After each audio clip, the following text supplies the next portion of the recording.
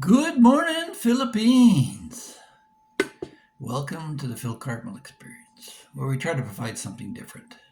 I'm a Canadian who recently settled here in Cebu in the Philippines, and these are my stories. Today, I want to talk a little bit about some of the reasons that prompted me to come to the Philippines, but more importantly, the reason to leave Canada. So stay tuned.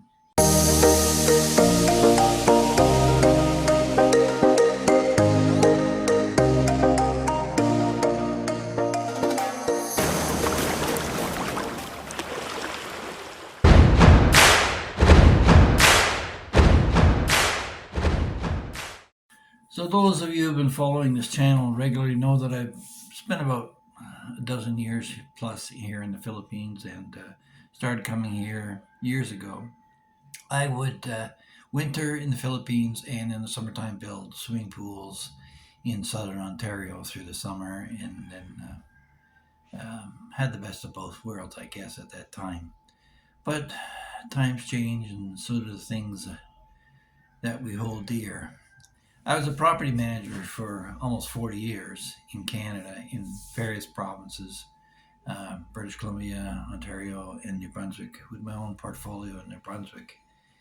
And recently, the um, the laws and the leftists who've taken over Canada have destroyed any chance of any protection from my retirement, other than my Canada pension and old age security, which I get because I did work more than 40 years in Canada.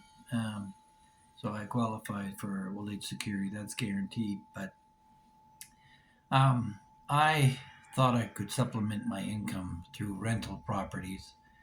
And I had a rental property in Ontario, a sixplex that was a nightmare. A lot of drugs, single mothers playing the system.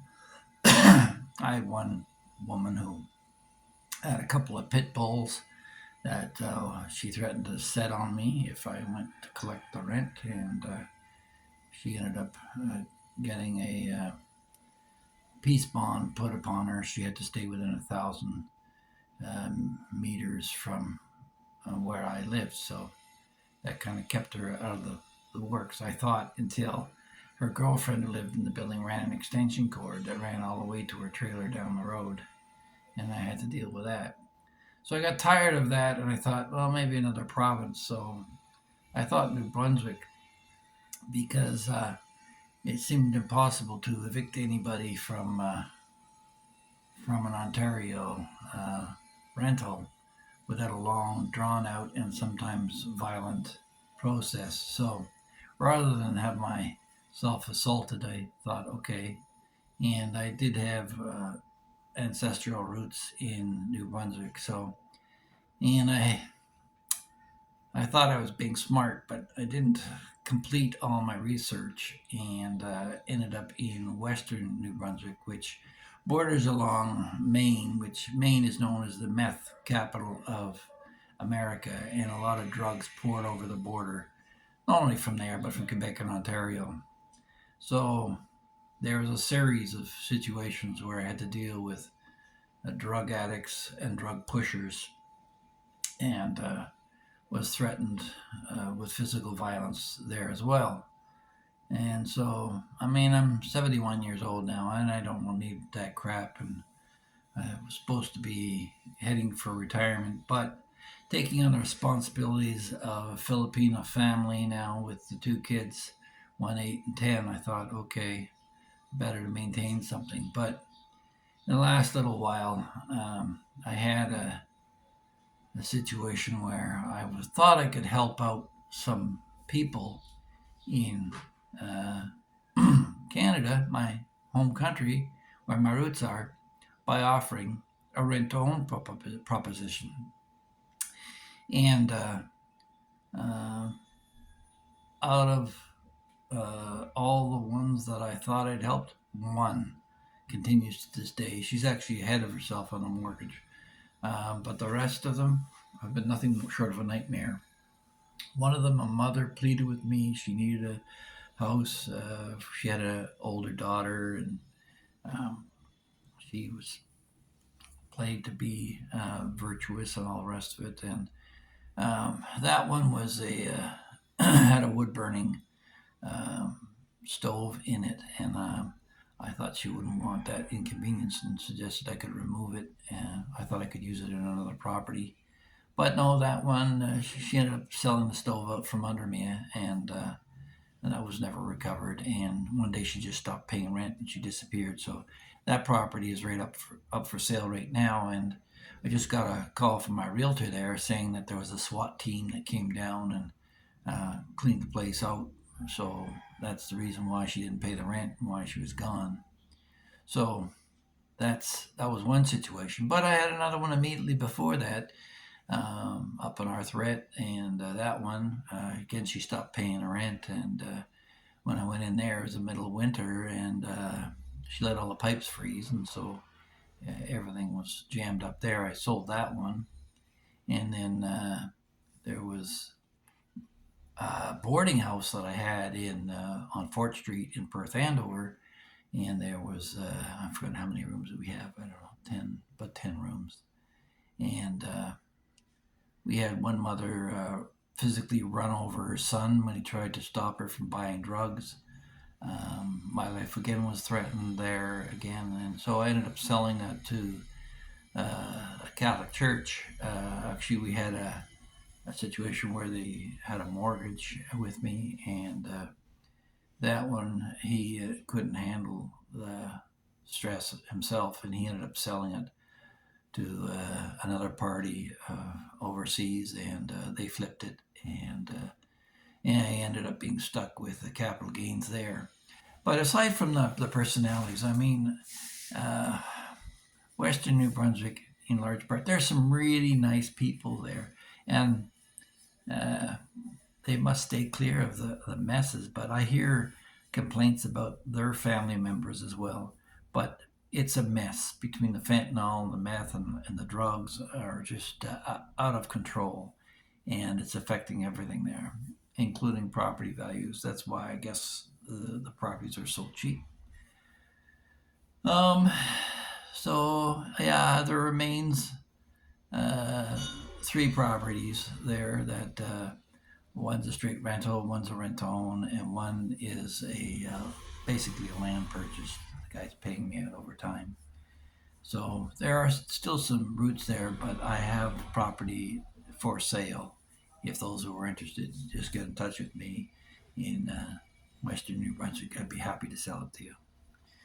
Now, aside from the personalities and the people and the population, the demographics, a lot of single moms milking the system there. People who are factory workers with minimum salaries that can't support a whole lot. And I tried to maintain it as affordable. I haven't raised the rent on any of them ever. So you'd think they'd be happy about that, given the fact that the rising cost of inflation. But no.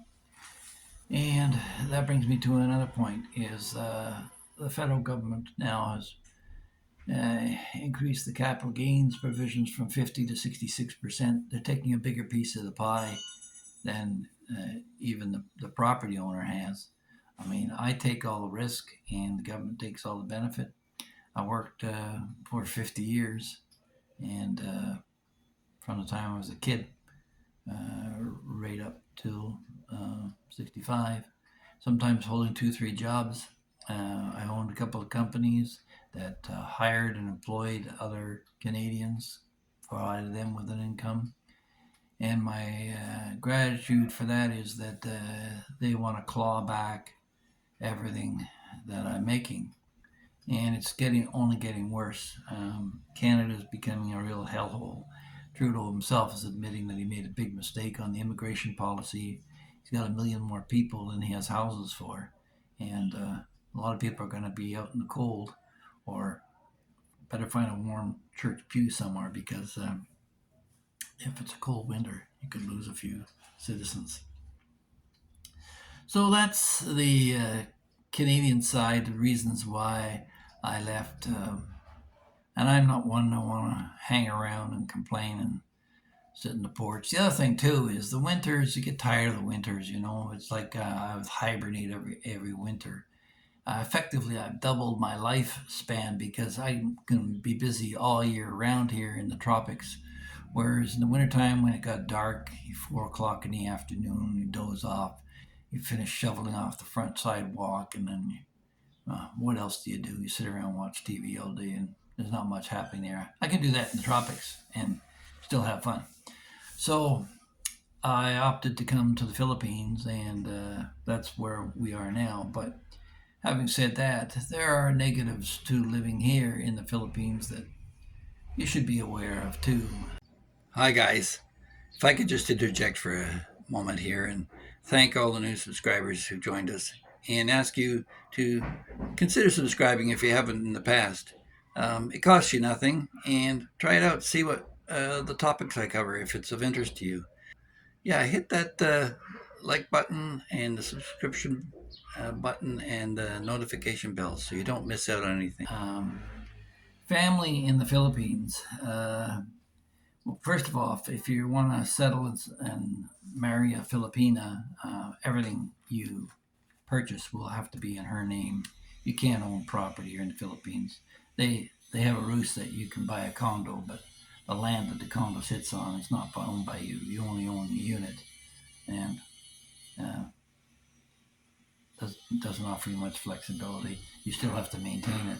So buying land is difficult for a number of reasons, but mainly it's because of family connections. They have a thing called mother title. You have to wait till all the family members are shaken out of the woodwork to make sure that it's all clear. We just recently purchased a condo unit here in La Cittadella in Taliban, Cebu. And my next video, we'll do a walkthrough. The lady just left this morning, gave me the keys. So I'll be happy to show you around and see what we have to offer. So there's the difficulty first off in acquiring land. And when they see you're a foreigner, you're going to pay more. Even if you send your girl in, there'll be an excuse. Somebody will pop out and they'll offer you a tax declaration as opposed to a clear title. And you have to be wary of that. So you have to be on your guard all the time. It's very difficult. There's no land titles office. There's no title insurance or anything like that that's going to protect you. You're just hanging out there in the breeze. So that's be very, very careful. Now remember too that the children here, the Philippine culture continues the way it has for centuries. And in the Philippine culture, the children were spoiled, they're showered, they're treasured. And although they were granted chores, there's a lot of respect going around to adults and children. And so the children get spoiled. They all have cell phones and bicycles that bomb around, and they're cheeky, but they grow right into adulthood and never leave home. But that's part of Asian culture altogether. It doesn't matter whether they're Chinese or Japanese or Korean or Filipino. They all seem to want to stay home forever and live with mom and dad. And being a foreign Westerner, you're 19, get the hell out of the house. And the other thing too is lying here is acceptable to save face and avoid confrontation. So, you'll see them, sometimes you'll ask a direct question expecting a direct answer, and they'll be silent. They just won't answer. And they'll end up doing it their way anyway, what they always intended to do. That's a problem I have sometimes, certainly with construction. And we're getting close to finishing off on a house here in the townhouse. And there's been some bumps along the way, but we'll deal with that another day. But they believe in filial responsibility of taking care of your elders. And that refers to her family, not you, her family, her tribe, her people. And even amongst Filipinos, you can have two next door neighbors that can't stand each other, and they'll sweep the dirt and the rice off the front doorstep onto their neighbor's property, and it can sit there. They could care less. people will break by candy wrappers and stuff like that. It drives me a bit nuts sometimes because I'm a bit of a neat freak, like to see things orderly. And typical of poor people, they think that they're rich when they got a lot of stuff, a lot of junk. So clutter, clutter, clutter. They call it design or uh, decorating, but it's just clutter, and it can get on your nerves. But that comes with the territory. That's the Philippines. And to top it off, legally, family can steal from family without any repercussions.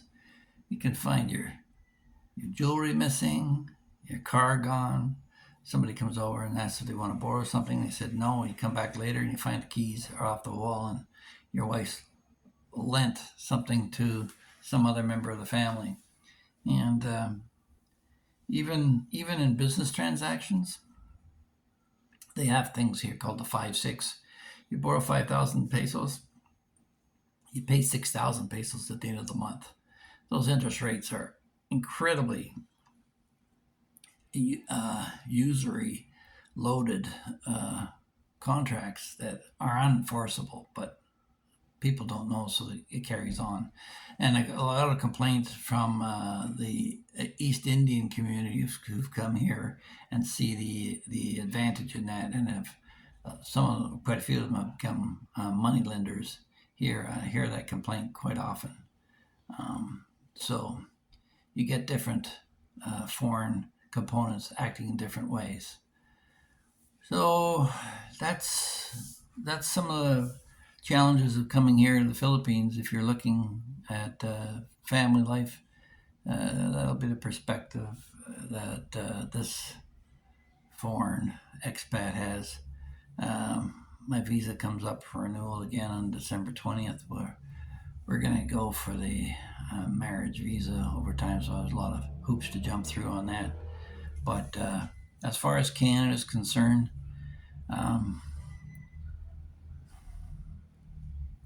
I don't see any real value in being a Canadian, other than the fact that I have a foreign pension that's made it more affordable for me to live here than it is in Canada.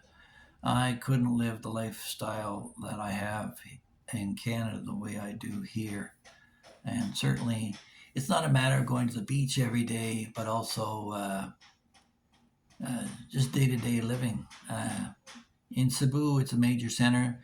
The costs are starting to go up as they are everywhere in the world, and people are commenting on that. But that's why it's important to prepay for your home so that you have that portion locked in.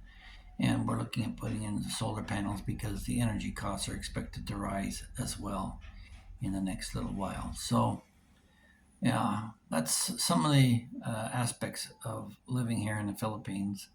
I heard of one fellow who's going to go back to America because he's worried about the Chinese invading. It'll be the same situation regardless. So if you enjoyed this video, hopefully you'll like, share, and subscribe, and we'll talk to you in the next one. Bye-bye.